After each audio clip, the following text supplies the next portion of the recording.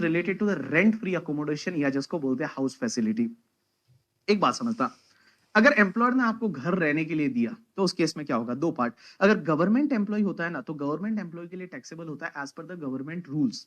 Miss government के हिसाब से एक लाइसेंस फीस दे रखी होती है, लाइसेंस फीस जितनी भी है उतना टैक्सेबल हो जाएगा एम्प्लॉय के हाथ में। लेकिन अदर एम्प्लॉय है, उसको घर दिया रहने के लिए, तो क्या होगा, तो अदर एम्प्लॉय को घर दिया तो उसमें दो पार्ट। सबसे पहले क्या वो हाउस दिया है वो एम्प्लॉयर का ओन है या एम्प्लॉयर ने भाड़े पे ले रखा है। अगर एम्प्लॉयर का ओन है तो उस केस में टैक्सेबल कितना होगा, 7.5% और 10% और 15% ऑफ सैलरी। एम्प्लॉयर का ओन है तो 7.5% या 10% और 15% ऑफ सैलरी। 7.5% आपको तब लेना है जहां पे वो घर है उस एरिया का पॉपुलेशन अप टू 10 लाख है।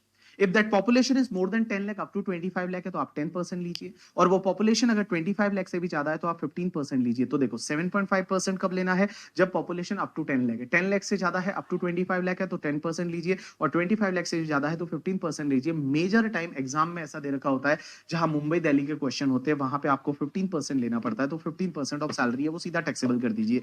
लेकिन एक चीज समझना, अगर मान लो वो हायर्ड बाय एम्प्लॉयर है, जो घर है वो एम्प्लॉयर ने हायर किया है और वो हायर्ड करके भाड़े पे लेके और एम्प्लॉय को रहने दिया है, तो उस केस में एम्प्लॉय के हाथ में परक्यूजिट टैक्सेबल होगा, that is the 15% of salary or hire charges, और I can say that rent paid by employer whichever is lower. So 15% of salary or rent paid by employer whichever is lower है उतना employ के हाथ में taxable हो जाएगा। अब एक बात समझना, बहुत बार क्या होता है कि घर के साथ साथ फर्नीचर भी दिया जाता है। आपको देखना पड़ेगा वो फर्नीचर किसका है। फर्नीचर अगर एम्प्लॉयर का ओन है तो 10% ऑफ सैलरी है, 10% ऑफ कॉस्ट।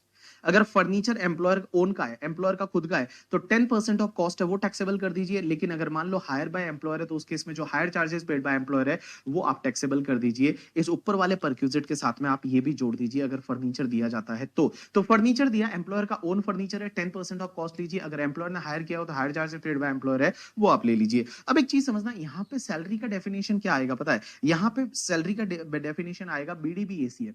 यहाँ पे सैलरी में आपको बीडीबी एसीएम लेना है, यहाँ पे सैलरी में बीडीबी एसीएम लेना है। बीडीबी एसीएम का मतलब क्या होता है, बी का मतलब आप बेसिक सैलरी ले लीजिए, डी का मतलब आप डियरनेस अलाउंस लीजिए, कौन सा जो भी डीए है। लेकिन एक चीज ध्यान रखना, यहाँ पे डीए जो इन टर्म्स है वही आपको लेना है।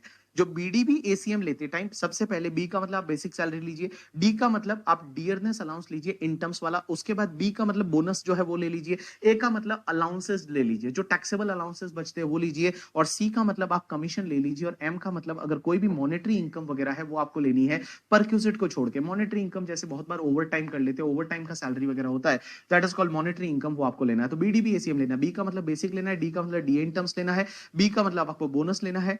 उसके बाद टी का मतलब आपको टैक्सेबल अलाउंसेस लेना है, सी का मतलब आपको कमीशन लेने हैं ऑल टाइप ऑफ, और अदर मॉनेटरी इनकम है वो भी आपको लेना है करके, ठीक है। अब एक और चीज समझना, यहाँ पे जब आप बीडीबी एसीएम लेते हैं ना, तो बीडीबी एसीएम लेते टाइम आपको उसी पीरियड का लेना है जो करंट ईयर में। जैसे मान लो फॉर एन एग्जांपल आपको घर की फैसिलिटी प्रोवाइड की 8 मंथ के लिए, तो वो 8 मंथ का जो सैलरी है बीडीबी एसीएम वही लेना है। इसमें कोई भी रिटायरमेंट बेनिफिट आपको नहीं लेने, क्योंकि वो तो तब मिलेंगे जब आप रिटायर हो जाएंगे और उस टाइम पे आपका घर वापस ले लिया जाएगा।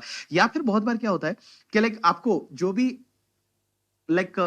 भी आपको पीएफ का इंटरेस्ट वगैरह होता है, या फिर आपका जो एम्प्लॉयर का कंट्रीब्यूशन पीएफ में होता है वो आपको कंसिडर नहीं करना। जो जैसे ईपीएफ है, ईपीएफ मींस आपका एसपीएफ आरपीएफ का जो इंटरेस्ट वगैरह होता है वो नहीं लेना, एम्प्लॉयर का कंट्रीब्यूशन है वो आपको नहीं लेना। और बीडीपी एसीएम आपको उतने टाइम का ही लेना है जितने टाइम तक आपने वो घर ऑक्यूपाइड किया है। जैसे बहुत बार एग्जामिनर क्या करेगा, एग्जामिनर देखा कि घर अवेलेबल था 9 मंथ के लिए, आपने ऑक्यूपाइड 7 मंथ के लिए किया, तो 7 मंथ का आपको बीडीबी एसीएम है वो आपको लेना है। अब एक और चीज समझना, बहुत बार होटल दिया जाता है आपको, होटल दिया जाता है कि होटल में रहिए, तो बहुत बार आपको होटल दिया जाता है, होटल फैसिलिटी। अब एक चीज समझना, होटल फैसिलिटी अगर आपको 15 डेज के लिए दी है सिर्फ, और वो भी at the time of transfer, जब आपका ट्रांसफर हो रहा है, ट्रांसफर के टाइम पे आपको 15 डेज के लिए अगर कोई होटल फैसिलिटी दी होती है तो टैक्सेबल नहीं होता। बट 15 डेज से ज्यादा के लिए दे रखा है तो उस केस में टैक्सेबल होता है। कितना टैक्सेबल होगा, 24% ऑफ द सैलरी, और सैलरी में वही बीडीबी एसीएम लेना है, और hire charges paid by the employer whichever is lower है उतने का आपको एग्जामिशन मिल जाएगा। तो क्या बोला मैंने, होटल बेनिफिट में आपके लिए टैक्सेबल होगा कितना, 24% ऑफ द सैलरी बीडीबी एसीएम लेंगे,